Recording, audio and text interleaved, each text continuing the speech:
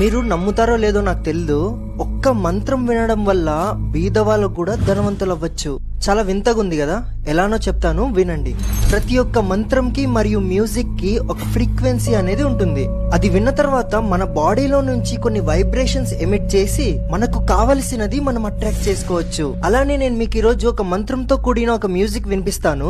అది మీరు కంటిన్యూగా ఎవ్రీడే వినడం వలన మీరు మనీని అట్రాక్ట్ చేయడం స్టార్ట్ చేస్తారు.